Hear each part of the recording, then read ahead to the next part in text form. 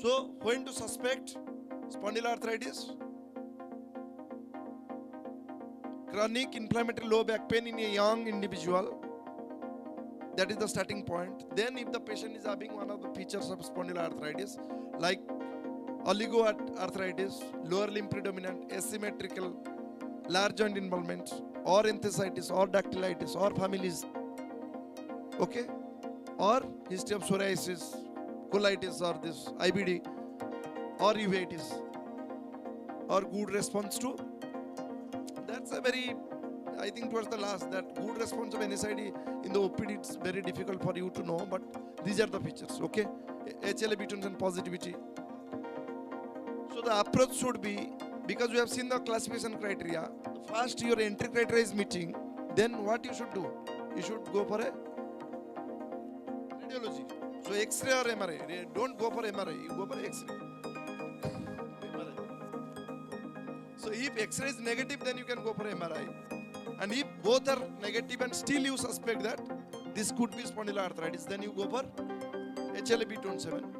And this, then you can diagnose that, apply the criteria. So this is a very simple, I have simplified this. That this is the flow that you should follow. So I'll tell you some cases. If you can tell it, I answer it, I think you are done. This is a 36-year male having inflammatory back pain. So entry criteria is done. Back pain in the elderly brother. So family history is positive. X-ray is showing bilateral grade 2 sacroiliitis.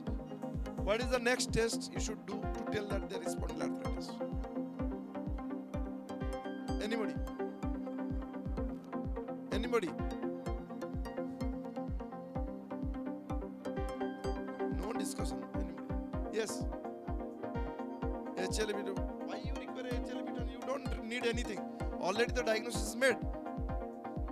Because you have entry criteria, you have a family history, that is one criteria. This is ankylosing spondylitis, also the criteria is same.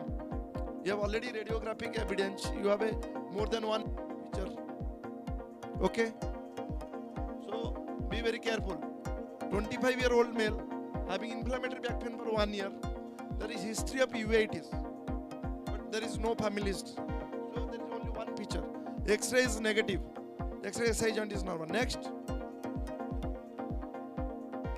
You came late, so you get.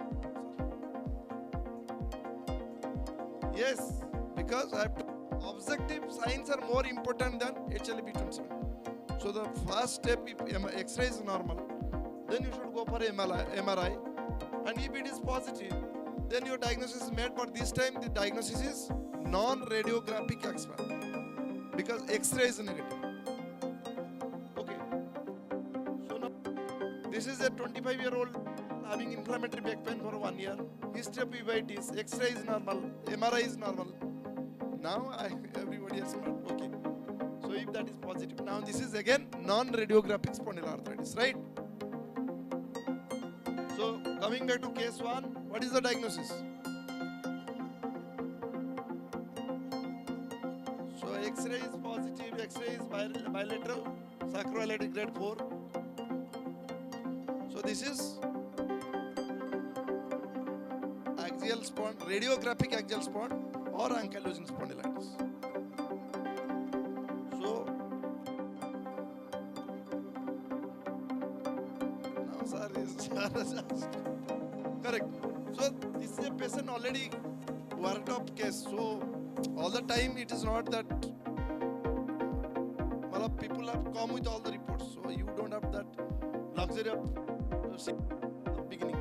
And already 16 years low back pain. Don't you think you missed? Okay. So this patient, what is the diagnosis? Non-radiographic or axial spondyloarthritis. So that is what is ankylosing spondylitis. This is what is axial spondyloarthritis, non-radiographic.